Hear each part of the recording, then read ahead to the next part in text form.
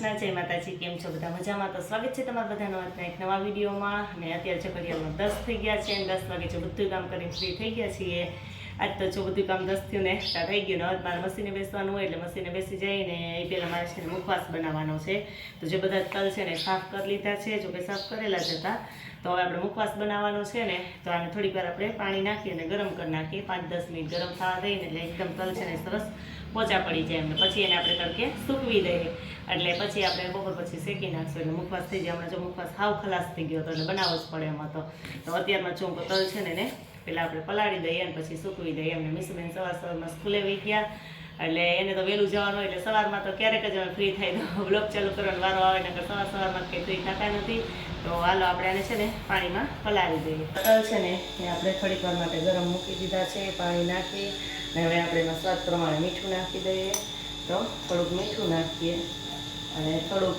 હળદર ક્યારે નાખીએ પણ આજે એકદમ હળદર નાખીશ એટલે થોડીક આપણે હળદર નાખીએ એટલે સરસ છે ને એ પીળા થાય.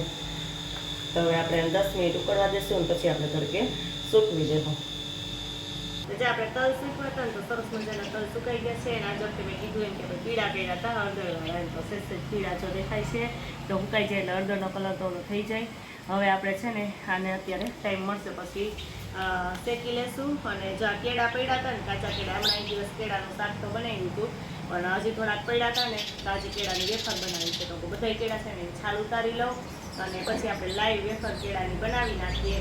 તો કે ક્યારેય ટ્રાય નથી કરી પણ પહેલી વખત કેળા પડ્યા તો કંઈક ઉપયોગમાં તો આપણે લેવાય એમ કાચા કેળા છે તો જો આની છાલ બધા કેળાની ઉતારી નાખીએ અને પછી આપણે વેફર બનાવી નાખીએ. વેફર બની જાય પછી બતાવીએ કે વેફર કેવી બની છે એમ બજાર જેવી બની છે કે નહીં એમ. તો આટલા કેળા લીધા છે હજી થોડાક પડ્યા છે પણ કોઈ સરસ વેફર થાય ને તો પછી વધારે બનાવશું એટલે અત્યારે જો આટલા કેળાનો બનાવવાનો વિચાર છે તો આપણે આટલા કેળા છે ને બધાની છાલ ઉતારી નાખીએ અને પછી બનાવી નાખીએ વેફર.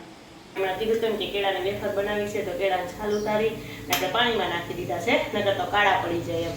અને પછી જો આપણે એમાં વેફરમાં બનાવવાના ટાઈમે જે મસાલો નાખવાનો છે ને એમાં આપણે થોડુંક નાખશું હળદર અને થોડુંક મીઠું નાખશું. એ આપણે આ તેલમાં જ એડ કરશું એ તમને આગળ બતાવું કે આપણે તેલમાં કેવી રીતે એડ કરીએ. તો બે વસ્તુ સરસ મિક્સ કરી દઈએ અને પછી આપણે એમાં એડ કરી દઈશું અને આ વેફર બની જાય ને એટલે ઉપરથી આપણે જે મસાલો છે ને એમાં ઉપરથી છાંટી દઈશું. એમાં તીખાની ભૂકી લીધી છે અને સંચળ પાવડર લીધો છે. મેં તો બે જ વસ્તુ લીધી છે આમાં તો આ બે વસ્તુ છે ને એ પછી આપણે એમાં નાખી દઈશું. તો જો તેલ ગરમ મૂક્યું છે તેલ ગરમ થઈ જાય ને આપણે લાઈવ વેફર જ કેળાની ડાયરેક્ટ તેલમાં જ નાખવાની છે એમ.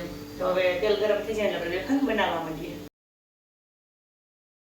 જો આપણે કેળાની વેફર મેં કીધું એમ કે આપણે લાઈવ વેફર જ બનાવવાની છે તો જો આ કેળું લઈ લીધું છે ને આપણે આવી રીતે પટ્ટી ટાઈપમાં કે ઊભું કેળું રાખીને જો આપણે એની આ પાડી નાખીએ છીએ કેળાની પતરી અને પછી છે ને જો તેલ હમણાં ગરમ થઈ જાય ને આપણે તેલમાં એને એડ કરી દઈએ અને આપણી લાઈવ વેફર કેવી બને છે એ આપણે જોઈએ કે કેવી સરસ બને છે કે નહીં. જો કે પહેલી ટ્રાય છે એટલે આપણે ખબર તો હોય નહીં કે કેવી બને એમ પણ જોઈએ તો પહેલાં છે ને હું 2 કેળા અહીંયા ખમણી નાખું છું પછી બે કેળાની આપણે એકારે જ કરી નાખીશું. પછી આપણું તેલ સરસ આવી ગયું છે તો આપણે બધી છે ને અહીંયા તેલમાં નાખી દઈએ એડ કરી દઈએ. ડાયરેક્ટ આપણે તેલમાં ખમણીએ ને તોય ચાલે પણ મારા ખમણીમાં ડાયરેક્ટ આમ પડે એમ નહોતું એટલે છે ને મેં આવી રીતે આમ જો ડાયરેક્ટ આપણે આમાં નાખી દઈએ આ બધી વેફર.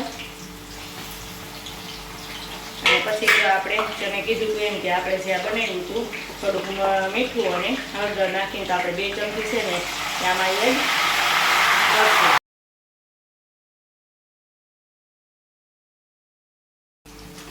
તો જો આપણી વેફર એકદમ મસ્ત ચડવા માંડી છે અને આપણે જો જે આમાં એડ કર્યું છે ને કે હળદર ને મીઠું છે મિક્સ એનું પાણી હતું એટલે છે ને આપણી વેફર એકદમ કાળી નથી પડતી અને વેફરમાં સેજ મીઠું ભળી જાય અને મસ્ત એકદમ જો આપણી વેફર છે ને વ્હાઈટ થાય જેવી આપણે બજારમાંથી લઈને એવી. તો હવે સેજ જ વાર છે તો હમણાં જો સરસ કડક થઈ જાય એટલે આપણે એક ઘણો ઉતારી લઈએ બીજી ચાણી ખમણીને રાખી દીધી છે તો પછી બીજો ઘણો પણ આપણે કરવાનું કામ ચાલુ કરી દઈએ.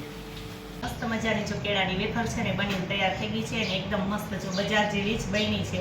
તમે જોઈ શકો છો કેવી મસ્ત બની છે. બજારમાં જેવી મળે ને એવી લાઈવ વેફર જો મારી બની ગઈ છે બહુ મસ્ત. અને ઉપરથી આપણે મસાલો નાખવાનો છે ને તો મસાલો છે આપણે જે કીધું હતું કે તીખાની ભૂકીને સંચળ પાવડર તૈયાર છે ને આપણે એમાં એડ કરી દઈએ અને પછી હજી તો જો ગરમ ગરમ છે ને એટલે સરસ મિક્સ થઈ જાય એટલે બે અલગ અલગ રાખી થોડી એટલે મિક્સ કરી અને આપણે સરસ મજાની વેફર છે ને આપણી જો ને એકદમ જોઈ તમે જો આમ અવાજ આવતો જ હશે કે એકદમ કડક ને મસ્ત થઈ છે ને ક્રિસ્પી બની છે. આપણે થોડી થોડી એમાં નાખીને હલાવી નાખીએ બહુ મસ્ત આપણી વેફર તો બની તૈયાર થઈ ગઈ છે. અને તમે કોઈ જો ન કરી હોય ને તો એક વખત જરૂર ટ્રાય કરજો કે ઘરે બનાવજો. જો કે લગભગ તો બધા બનાવતા જ હોય કાચા કેળાની અને બહુ મસ્ત બને છે અને સ્વાદમાં બહુ સરસ છે. અમારી નીસુબેન જો ટ્યુશનમાંથી આવી અને બહાર રમવા માંડી છે કા આસ્થા. મેં કીધું કે આસ્થા દીદી હા એને ન હોય પણ એને તો બહાર છે ને સાયકલ આપવી જોઈએ એટલે જો એ બહાર એની ફ્રેન્ડ હારે સાયકલ આપે છે અને મને વેફર બનાવવા આસ્થાબેને ઘણી બધી મદદ કરવા લાગી કા કેરા બધે ખમણવા. હા એટલે એ આજ તો મિશન જેમ આખો દિવસ વિડીયોમાં નથી આવી કાલની આવી પણ કા.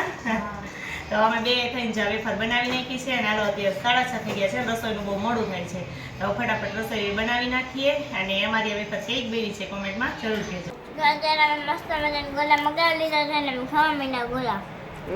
મીસુબેન ને આસ્થાબેન ને કા ગોલા ખાવા માંડ્યા છે. જો અત્યારે કેટલા કહું 10:30 થયા કા. અત્યારે 10:30 વાગ્યામાં મીસુબેને ગોલા મગાવી લીધા. હું તો મને તો નીંદર આવી ગઈ હતી મીસુ. ત્યાં તો મીસુબેન બોલાવે મમ્મી ગોલા ખાવા હોય તો આવેલી કે કાંઈ એટલે ગોલો ખાવા હોય તો આપણે ઉઠી જ જવું પડે ને બેન જો હવે બોલવાનો ટાઈમ નથી કા. એવા ગોલા ખાવા મસ્કુલ છે ને બહુ મસ્ત જો ગોલા છે અમારા ગામમાં છે ને બહુ મસ્ત ગોલા મળે છે. તમારે કોઈને ખાવા હોય તો આવજો કા. હાલો ફટાફટ ગોલા ખાઈ લઈને ઓગળી જાય.